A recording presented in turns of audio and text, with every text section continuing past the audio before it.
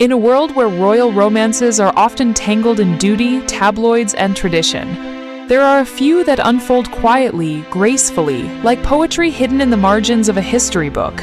This is one of them. Prince Amedeo of Belgium. Seventh in line to the Belgian throne, a man born into the legacy of Leopold I and the House of Saxe-Coburg and Gotha, and Elisabetta Rosboch von Wolkenstein, an Italian-born aristocrat, a journalist by training, a woman of grace, poise, and timeless European charm. Their story begins not at a state ball or royal function, but in New York City. They met far from the gilded halls of European palaces at a library event in Manhattan. Amedeo, quiet and reserved. Elisabetta, insightful, intelligent. It wasn't crowns or titles that drew them together. It was conversation.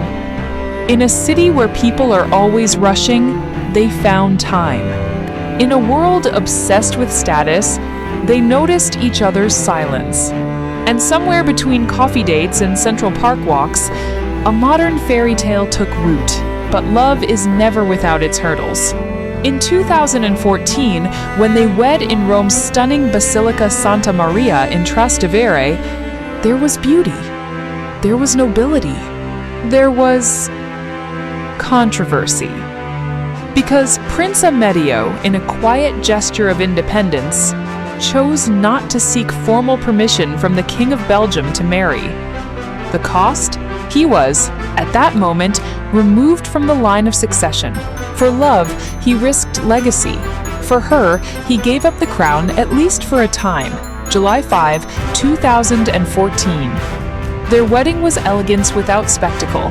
No military parade, no broadcast, just close friends, family, and history looking on. She wore a Valentino gown. They walked hand in hand, not as headline makers, but as soulmates. Since then, they've chosen a quieter life, living in Switzerland, raising their children, Anna, Astrid, and Maximilian, away from cameras. Amedeo returned to the royal line in 2015 after receiving the king's retroactive consent.